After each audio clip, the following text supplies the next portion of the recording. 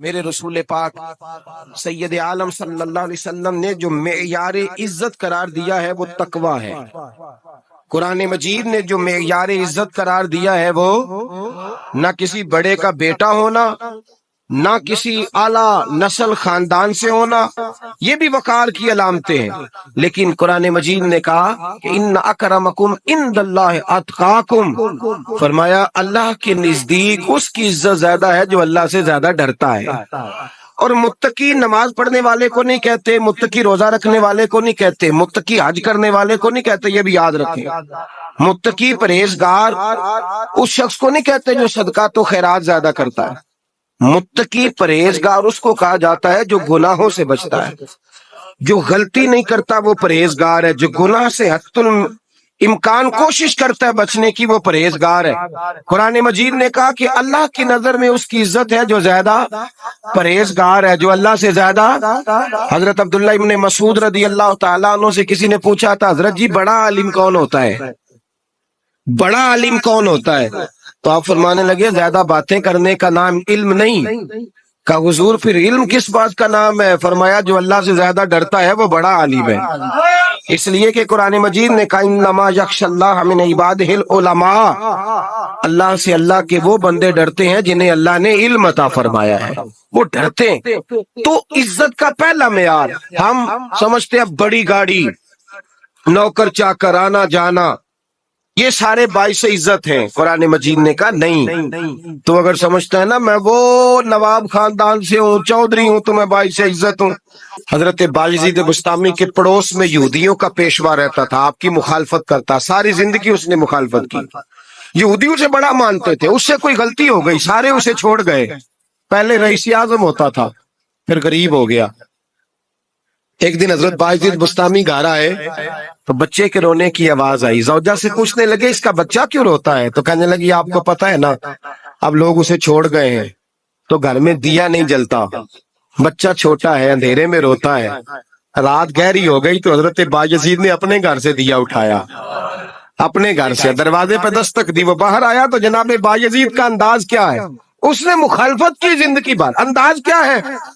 باہر آتے ہی نا آپ فوراً اس کو بولنے نہیں دیا، کہنے لگے او بھائی سن لے، میں پہلے بھی آ سکتا تھا، دیر سے اس لیے آیا ہوں کہ گلیاں سنسان ہو جائیں، لوگ سو جائیں، تجھے اور مجھے کوئی نہیں دیکھ رہا ہے کہ میں ہوں دوسرا تو ہے، اور تو مجھے اچھی طرح جانتا ہے بایزید وہ نہیں کہ جو نیکی کرے گا اور دنیا کو بتائے گا، میں تیرا راز بھی رکھوں گا، اور بچے تو معصوم ہوتے ہیں نا، فرمایا میرے بڑے ہو گئے تیرے چھوٹے ہیں، یہ پکڑ لے دیا گھر میں لے جا، اور میرا وعدہ ہے کسی کو ساری زندگی اس نے مخالفت کی۔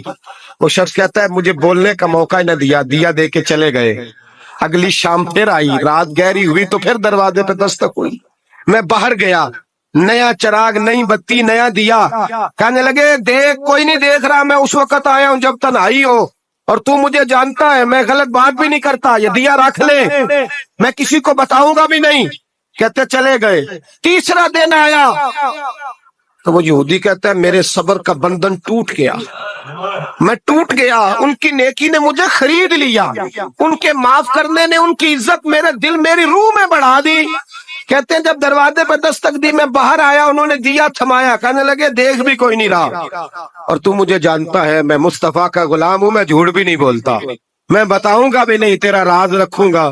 کہتے ہیں انہوں نے دیا تو اس یہودی پیشوا نے شور مچانا شروع کیا، کہنے لگا مسلمانوں باہر نکلو، یہودیوں باہر آؤ، عیسائیوں باہر آؤ، شور مچ گیا، لوگ چھتوں پہ چڑھ گئے، کیا ہوا کیا ہوا؟ کہنے لگا یہ بایزید ہے، میں یہودیوں کا پیشوا ہوں، میں نے ساری زندگی جھوٹے الزام لگائے، ساری زندگی اس کو بدنام کرنے کا ہر حربہ استعمال کیا، جو مجھ سے بن سکتا تھا میں نے کیا، پر یہ عجیب شخص ہے، یہ پرسوں بھی مجھے دیا دے گیا ہے، آج بھی دے گیا ہے، کل بھی دے گیا ہے، میں ساری زندگی اسے رلاتا رہا، اور اس نے میرا چھوٹا سا بچہ بھی میرے بچے کا رونا بھی اس سے برداشت نہیں ہوا۔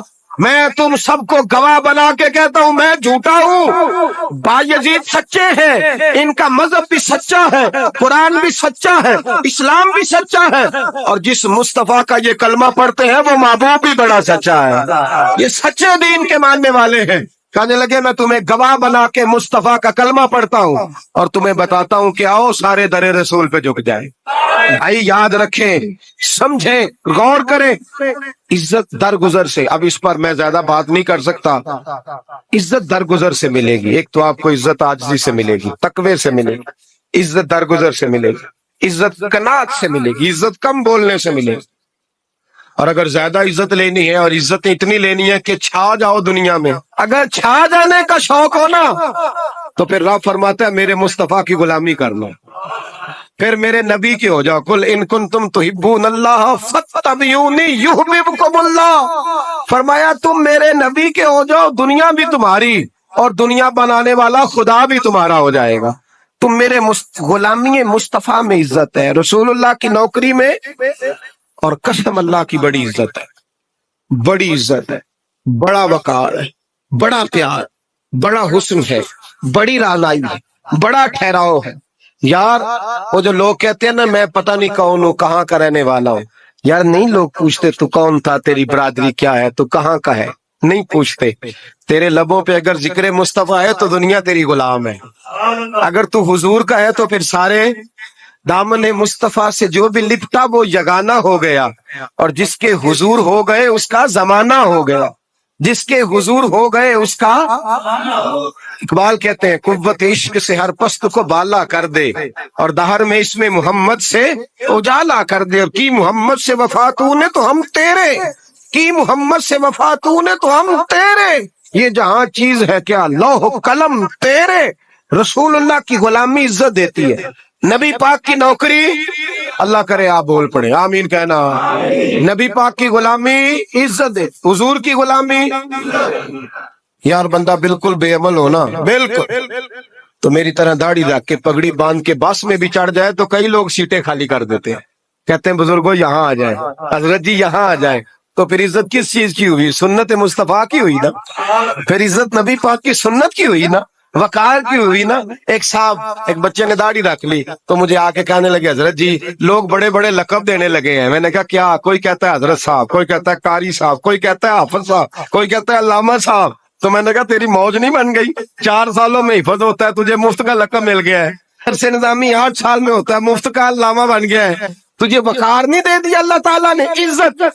میرے اعلیٰ حضرت فرماتے ہیں عزت در رسول پہ ہے، عزت حضور کی۔ اور اعلیٰ حضرت نے ایک بات لکھی ہے بڑی قیمتی، اور میں نا جب کبھی پریشان ہوتا ہوں نا تو میں یہ والی بات کھول کے پڑھتا ہوں، اعلیٰ حضرت آتی ہے، ڈھارس توانائی دیتی ہے، پورا مضمون باندھا ہے۔ اعلیٰ حضرت کہتے ہیں بیروپیہ تھا مداری، روپ بدل بدل کے دکھایا کرتا تھا، بادشاہوں سے انعام لیتا تھا۔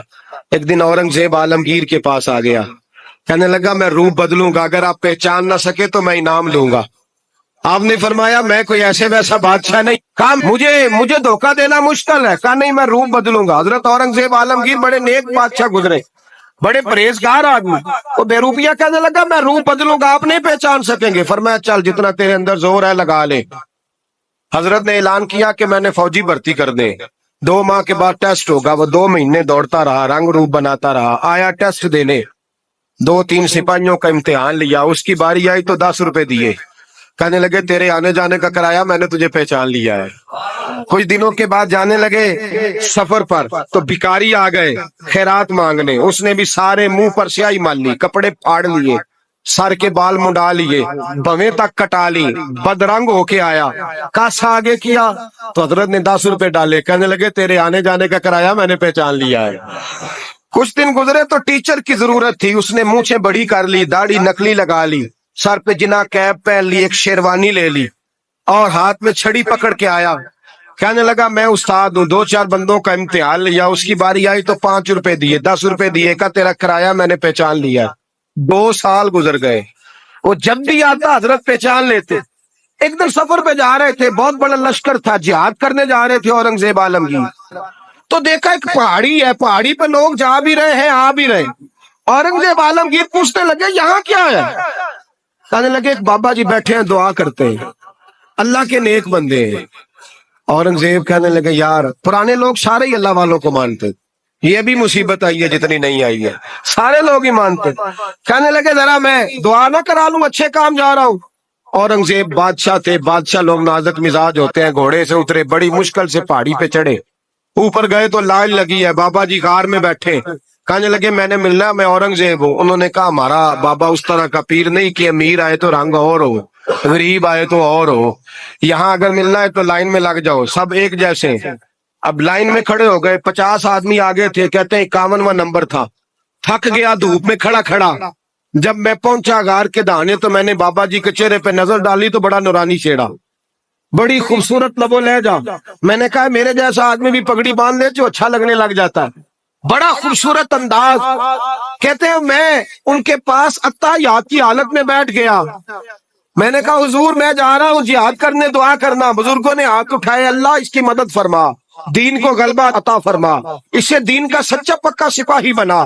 फिर थपकी दी, 2-4 नसीहतें भी कर डाली, देखना जुल्म न करना, ज्यादती न करना, जब तू जीत फखर न करना, गुरूर न करना, नसीहतें भी कर दी। कहते हैं अब जब मैं उठा तो 2-4 दिनार बतौर नजराना मुसल्ले के नीचे रखे, और उल्टे कदम जब मैं गार से उतरा, उन्होंने रुमाल झाड़ा और उठ के खड़े हो गए, कहने लगे आज नहीं तूने पहचाना, आज नहीं तूने पहचाना, मेरा इनाम बनता है, आज नहीं पहचाना, ला पैसे।